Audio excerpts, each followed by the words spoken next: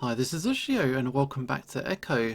We are on to another episode of who knows what's going to happen. So we've had some fun times and we've had some creepy times. Our hero, Chase, he's kind of like an otter. He's been having some strange dreams lately and I think we might be in the middle of another one now.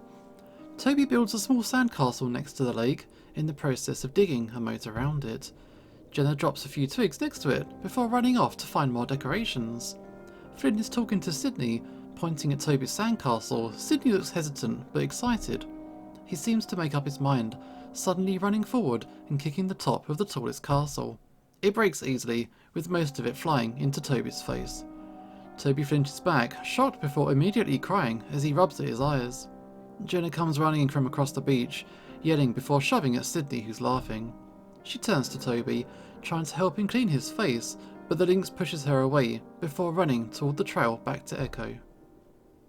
Bit of a flashback actually, but we don't know about Sydney. This is a big gap in the knowledge, in the dynamic between these characters. They all know each other, but something happened, and we still don't know what. Yiya River feeds Emma Lake from the north. It's a farther drive from the lake itself, but it does have a few nice clearings along its edge. One of them has a few benches and a rusted to hell public grill that I'm sure no one has used in decades. This is the place that we go. As we're unloading Leo's van, I decide to get the B-roll off the lake right away. It won't have much of a presence in the packet, so I think I'm just going to narrate over it. The actual lake is only a few minutes walk from here. It's a bit difficult navigating around the sagebrush, and I know I'm going to have to check for ticks later. By the time I reach the lake, my friends are pretty far behind me, hidden behind a few bends and hills. Yeah, so we want to do like a report on our old town. But the other guys, I don't think they're keen to be to this particular area, which is why we're having our barbecue a little bit further away. I'm getting uncomfortable with the idea of me holding this camera while I navigate this terrain. It probably would have been better if Leo had just parked the car next to the reservoir while I got out to film, but I guess even that still wasn't okay. There's a large square of paved ground next to the parking lot, now several benches, and a row of brand new grills. Several lamps have been erected around the area too. Leo was right about the town trying to turn the reservoir into a recreational spot. I can actually see a few jet boats skimming through the water, leaving long trails of white behind them. There's even what looks like a feline of some sort fishing in the shadows. It would explain why the motel is still in business. Lake Emma is fairly small, only about 12 miles long and 5 wide. Sounds pretty big to me. I look around before climbing to the top of a nearby hill and get my shots. Even with a few people there, it's still pretty quiet, aside from the train horns, and it's kinda eerie. I wrap up and start to quickly make my way back. It's hard to explain why I'm getting freaked out in broad daylight with people around. Either it's because of what happened all those years ago, or I'm just psyching myself out. I'm glad to hear my friends' voices again. As I get closer, then again, it sounds like they're fighting. Okay, it was a spooky place to be, but we're back. Been acting like a dick all day. Be glad I came here at all. Apparently, it would have been better if you hadn't. Maybe I should just fucking leave, right? It sounds a lot more serious than their usual squabbles, so I quicken the pace. They seem to quiet down a bit once they see me coming. TJ is off to the side, looking out over the river, occasionally throwing rocks into it. Carl sits in the lawn chair, one of 6 that have been set out in a semicircle. He has his chin on a fist as he lazily stares at me. Jenna and Leo both stand next to each other, looking at Flynn, who's got his back turned, rummaging through the cooler. Hey, what's wrong? Leo sighs. Nothing. So, did you get your film? Yeah, I got it. The silence is still awkward, and I have no idea what the hell to do with myself. I finally realise that I'm still holding the camera and decide to put it away. Hey, I'm gonna go for a quick swim. I haven't been in the water for a while. When we first got here, I was completely disappointed to find that the motel didn't have its own swimming pool. Being an otter, I'd like to swim at least once a day, if not more. At this point, it had been 3. Flynn finally turns around, a beer in his hand as he cracks it open. It was true that he'd been acting a bit strange today. He'd held the entire trip up by a few hours, and when he finally showed up, his eyes were bleary, and he seemed sluggish, like he'd been up all night. When we asked if he was okay, he brushed us off. Yeah, thanks for the help setting up, Chase. You're about as useful as this fat ass here. Wow, he swings his paw, holding the beer at Cole. Flynn, so, Enjoy that swim while I set everything out. Yeah, I will. Make my soda a diet while you're at it. I've had it with Flynn. He's souring the trip with his need to be an arsehole. Go fuck yourself. Yeah, I ignore him as I strip off my shirt and head back to the riverbank. I pat TJ on the shoulder as I pass it before slipping into the water. We're currently in the middle of a drought that has lasted for the past 3 years, so the water's low, only about 10 feet at its deepest. It's enough though, and God it feels good. It's spring, so the water's still pretty cold. I swim back and forth a few times before finally diving in. Eventually, I settle on drifting to the bottom, laying and gripping onto the rocky floor as I stare up at the shimmery light above me. I feel the gentle current run over my body. It's nice to be away from all the tension above me. I feel isolated, alone, and for now, it feels good. Only I could really come down this deep, the others not being able to hold their breath as long, or being too little. I remember when we were younger, I would give the others rides around the lake, able to swim for nearly half a mile and back. Even Flynn the arsehole had done it a few times. It was one skill I had I was proud of, even if it was inherent to my species. It still may be somehow useful, or at least different from everybody else, in a good way.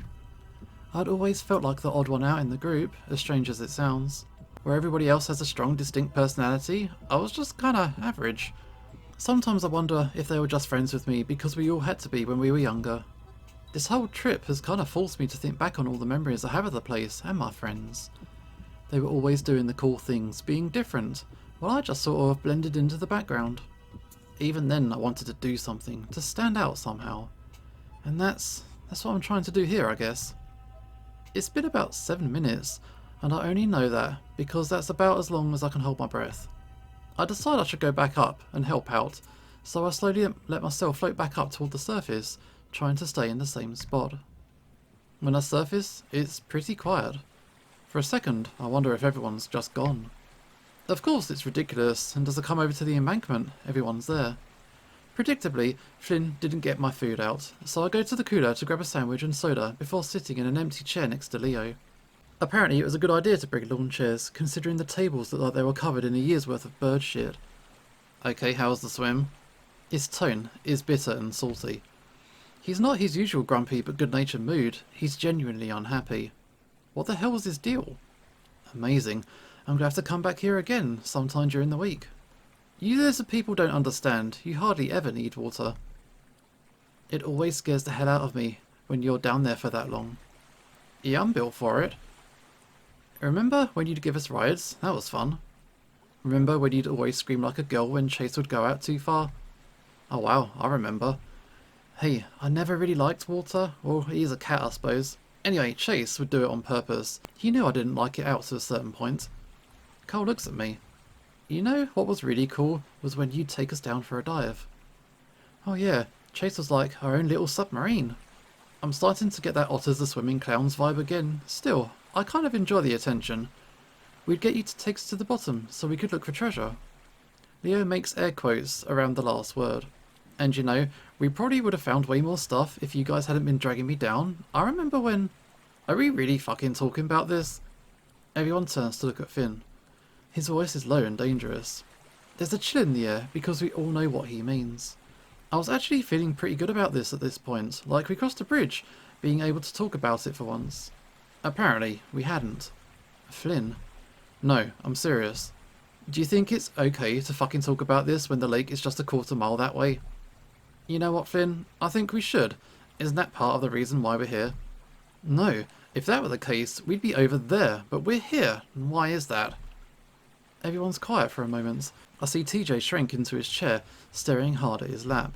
Flynn, we came here because Chase needed footage. A change comes over Flynn, his face darkens, and everyone senses it. Flynn turns to me, and it takes some effort not to flinch back. Yeah, why is that, Chase? You gonna put that in your fucking documentary? No, Emma Lake is an important part of Echo's history. Just what? Flynn raises his brow ridge at me, and finally, I just lower my eyes. This is a stupid fucking idea. You know what, Flynn? If you'd be a little more open and tell us what's on your mind, we'd be able to avoid a lot of this kind of stuff. Oh, you want to know what's on my mind? Flynn swivels and marches up to Cole. Okay, let's start with you. You're fat, lazy, got no motivation, and no future.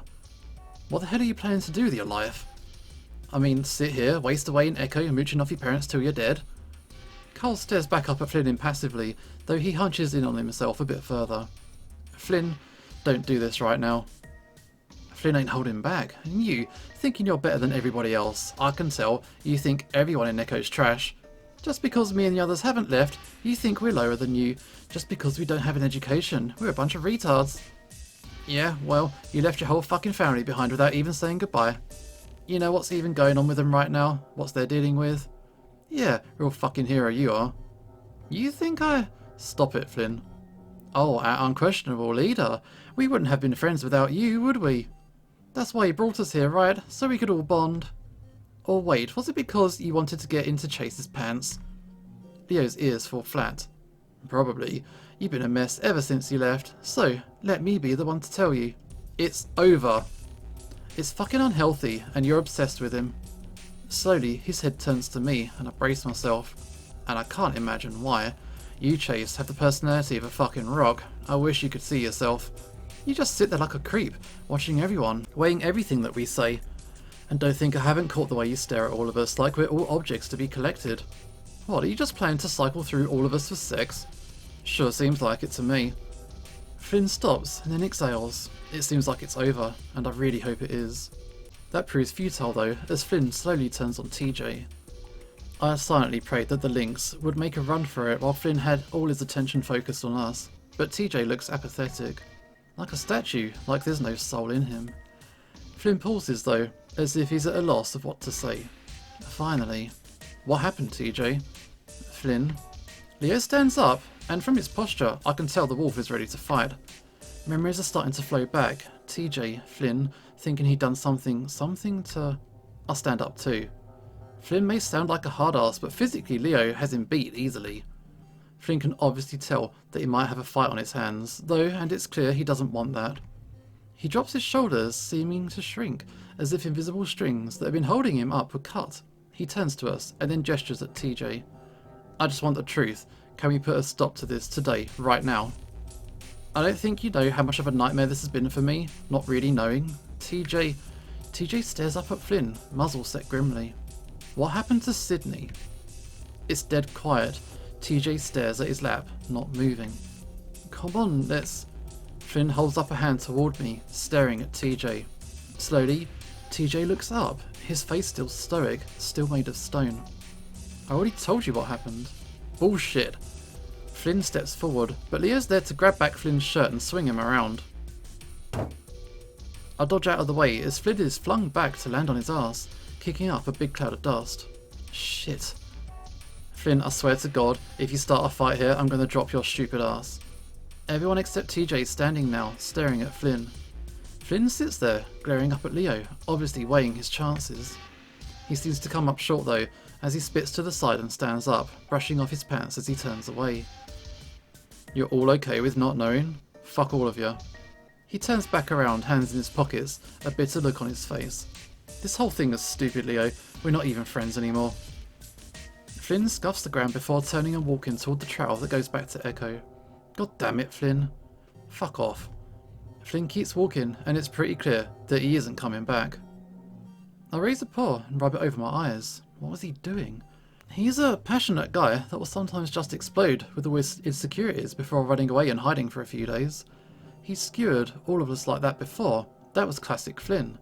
But he was especially mean, dark. And the part with TJ, I vaguely remember Flynn having some sort of suspicion, but that had been a long time ago. Had he been sitting on that the whole time? I look to the left to see that TJ's gone. Cole's still sitting down, but now it looks like he's putting out a joint. Leo's walking off toward another trail, cursing while Jenna follows him. I stand there next to my chair, undecided. I don't know what to do. Everyone has gone in different directions. Ah!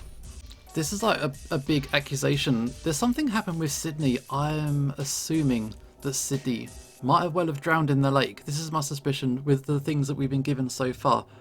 And if Flynn has accused TJ of maybe not revealing everything that he knows about it. Flynn's going home, we know this much. Jenna and Leo are together. Cole's just going to sit tight. TJ is kind of like the loose person here. We don't know where he's gone. I'm really worried about TJ. He's a sensitive guy, and after a tongue lashing like that from someone like Flynn, I can't imagine what state he's in. I don't see him anywhere as I scan the area, but I do see some trees and bushes further up along the riverbank. Since there's really no place to hide, I assume that's where he's at. Sure enough, I see him immediately. He's sitting down, knees drawn up, with his arms folding on top of him. He's got his forehead resting on top of his arms, staring down at the sand between his legs. I stand there for a moment, wondering if it would just be better to leave him alone. After a few seconds, I finally decide to sit down next to him cross-legged. His ears flick in my direction, and he turns his head to the left, away from me. I notice a few wet spots between his feet. Maybe he just wants to be left alone.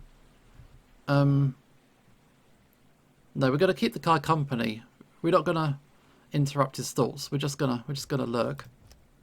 I decide to let TJ talk when he's ready. In the meantime, I pick up a dry twig and start toying with it, snapping it in half, and then snapping the other halves in half. I can see that his ears are still swiveled in my direction, probably wondering what the hell I'm doing. I think I'm getting on his nerves because he finally talks. What do you want, Chase? I throw the pieces of the twig into the river. I'm just wondering where you went. You want to go back? No. We sit there for a while longer as I watch the twig pieces float down the river. Finally, I can't believe he did that in front of everyone. I'm not sure what to say, so I stay quiet. After a minute, TJ finally turns his head, looking into the river. The wind picks up, reflections from the river highlighting motes of dust that swirl up around us. His face fur is a bit mussed up, spiked up in a few places from being wet. It's an unusual sight to see his fur unkempt. I mean, what the heck? TJ, unable to curse, even though it would probably be the best thing for him. He adjusts his legs to sit cross-legged like me and wipes his face again. Did you know what he was talking about? I've taken a breath, unsure about how I should approach this. I mean, I think so. TJ's ears lower. Listen, no one else thinks anything happened. We were little, especially you. I mean, I can't believe he's doing this. I trace a claw through the dirt, drawing some wavy patterns as I try to make sense of all this myself. I think it's just because he was such good friends with Sydney and he wants more than the truth. I look sideways at TJ. He's just sitting there, looking at the ground. And I guess you were the only one that saw him, saw what happened, so he only has you to go after. I saw him drown. I don't say anything, but I feel myself cringe inwardly. Pretty soon, tears are running down TJ's face, but he doesn't bother to wipe them away. He's not just sad though, he's angry. I hear it in his voice as he goes on. I saw Sydney drown, and Flynn thinks he's the only one that hurts. He thinks he's the only one that feels like he's in a nightmare. Well, maybe. His voice cracks, and he looks away from me again, wiping at his face. Maybe I haven't told him everything, because I don't want him to have those images in his head. TJ takes a moment to steady his voice, working to get his breathing back to normal. I just wish I could go back to that day. TJ, there's nothing you could have done. I know my words are meaningless crap, and I hate myself for saying them, but I have to say something. Not one of us would have been able to do anything if we were there. You would have. Well, besides, I already know that I couldn't have saved him on my own. That isn't what... TJ takes a moment to wipe his face again, and when he's done, he doesn't go on. We sit in silence for a long while after that, and I adjust myself so that I can lean back against a rock behind me. I pat the ground. Sit next to me, Tej. He's calmed down for the most part, and after a moment, he does crawl over to sit by me. I pick up a few pebbles and toss them into the river. Remember when we used to call it Seesaw River? Yeah. He leaves it at that, and so I drop it. I rest my head back and close my eyes, only then realising how tired I am. In some way, I can see why Flynn is so suspicious, or at least why he believes there's more to the story. There clearly is. But while I do want TJ to tell me more about what happened, I could never bring myself to ask him. I honestly feel that if I ever want to help him with his past, I should probably come to terms with it myself. I crinkle my brow, toying with the idea of going back. It's something I actively avoided thinking about. We all do. But like Jenna said, maybe talking about it and thinking about it might actually help. I dig my fingers into the pebbles on either side of me. The images come in a quick flurry, like someone cycling through a Viewmaster too fast. Oh, are we in a flashback? The sky's getting cloudy, the air crisp, it's autumn. TJ sitting in the daze, Jenna running back to town, Flynn pulling me into the water, me grabbing onto next graph, pulling back to shore. Cole sitting on a rock, bawling. Leo starts to do compressions, and Sydney just stares. Sirens, the helicopter rotors, adults everywhere. I'm home, Mum's holding me, Dad puts on my favourite movie. I watch. But still, Sydney stares. Rough, that is rough. I open my eyes again and the world is blurred. The light reflecting off the river makes me squint. I rub my eyes with the back of my paw and it comes away wet. My chest hurts and so does my head, throbbing and buzzing. I look over and luckily for me, TJ is leaning back with his eyes closed like I was. If revisiting that day is so horrible for me, I can't imagine what it's like for him. I decide right then and there that I'm not going to press TJ on what happened. If he wants to tell me more, he'll do it on his own accord. I kind of want to swim again, but at the same time I don't. That day really fucked up my view about water. He's ruined the whole trip. TJ speaks suddenly, and I look over at him. Flynn? No, he hasn't. TJ does finally look at me, then, and I'm struck by how dishevelled and sad he looks.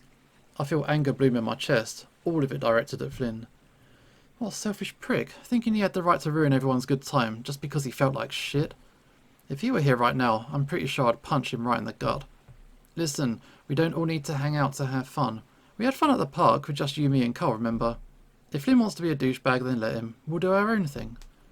TJ sniffs, and I see his tufted ears perk up a little. Did he want to go hike the trail? He smiles at that and looks at me. You didn't want to hike, I could tell. Yeah, I grin. It's because it's so friggin' hard, but seriously, we didn't come here to lay in a motel all week. And we can bring water, just dump it on yourself every half hour. That's how I manage, along with taking plenty of breaks. TJ leans back and spreads his legs out. I can see he's starting to get excited at the prospect of hiking, and that makes me feel a bit better. Well, if you're able to do it, I guess I shouldn't complain. I look over his fluffy form, which by itself is enough to make me sweat even more than I already am. You know, I always thought you'd go back after you graduated high school. What? The Great White North? I say it dramatically, nodding upwards, as if that's where it is. Your parents did. TJ's family moved to Echo when he was only 6, from a small town called Wasachua. His dad got a job in Echo to survey the land, or do something with the wildlife. I can't remember exactly. Oh, well, I don't really remember it, but I might after I graduate. They have some things up there that sound really nice. Free healthcare. Well, that I guess, and snow. For a moment I wonder if snow is to a lynx as water is to an otter. A lot of snow did sound kind of exciting to me though. Here we'd be lucky to see a single dusting of it a year. So, you're serious about hiking? Of course I am. I'm going to bring some of my equipment too. I think I want to get some shots of the canyon. Okay. He waggles his furry feet back and forth, and I hide a grin at his enthusiasm. Okay, so we're going to have to get up around 6. Oh, I want to be able to make it to the canyon for lunch, where we can rest for an hour or two, and then, you can tell how excited TJ is by how much he talks. Well, if anyone's good at planning things out at a ridiculously meticulous level, it's TJ. We sit there for another 20 minutes or so, and just talk, mostly about school and what our plans are once we graduate. I promise TJ that we'll meet up again before I do. And that's when I get a text from Jenna asking where we are. I stand up, brushing off my pants before reaching down to help TJ up. Well, better go back. I guess they're all wondering where we are. When we get back, everything's packed up and in the van, along with Carl and Jenna. Leo's leaning against the van waiting for us. His paws are in his pockets. He looks at me and then at TJ, obviously trying to gauge his mood. Everything good? Yeah. TJ answers before I can, and whether or not he actually is okay, he sounds happy enough. Oh, alright then. We get in at the van, but at that point, no one's saying anything as we make the short drive back to the motel. As we get out, Leo tells us that he's going to have a word with Flynn, and despite the spoiled afternoon, we still had stuff to do over the week. I'm not too convinced myself that's going to happen. I am convinced that it's going to be awkward as fuck if we do. Leo leaves for work at that point, though Cole does end up coming in with us to the motel room. The rest of the day is pretty uneventful. We watch a few movies, and then go to the diner for dinner. Afterwards, we just sit in the room and talk, Cole filling us in on how things have been in the town over the past 3 years. It's not long before the conversation drifts back to Flynn and his outburst. I think he's just antsy because he's realising how shitty it's been without you guys. Trust me, he's already kicking himself for it right now. Even if he is, it doesn't mean anything unless he apologises. Wow, you know how he is, Jenna. He's sorry, even if he won't say it. I don't care. He's going to have to realise that none of us have to put up with him anymore. Hey, why don't we all get some ice cream? I've been wanting to go to Ray's ever since we got here. It's hard to tell if TJ is just trying to change the subject or actually wants ice cream. It's probably both. You know, if you want to drive half an hour to Peyton, sure. What? Why? They moved it there. It sucks. I haven't had their rocky road for a year now. Aw, man. Well, let's just stop by when we go to Peyton next. I assume we're not staying in Echo for the rest of the trip. Oh, Chase, can you take us? I'll just smile at him from my spot on the couch. Sure, why not? Yeah, I love the cookie dough. What about you, Jenna? Jenna's busy looking at her phone. Oh, well, I've always enjoyed their butter almond. It's hard to find that flavour anywhere else. TJ looks at me, and I open my mouth to answer. But for a moment, I draw a blank. The memory of Ray is hazy and blurred. My head's still buzzing a bit. Oh, vanilla for me. I've been feeling pretty shitty ever since I had that talk with TJ by the river. I make a mental note to steal some of Jenna's aspirin before I go to bed. Well, Flynn was right about one of us at least. Cole? What's wrong with that? Everyone likes vanilla. I grin, even though Cole's comment hurts me more than it should. He is just joking after all. But I mean, who loves it, right? Personality of a rock. I think it's a good answer, especially if you put toppings on it. The buzzing picks up and I feel a dull pulse behind my eyes. The three of them continue to talk amongst themselves as I lean my head back against the couch. I close my eyes, trying to will away the pounding in my head. Well, that's a rough day.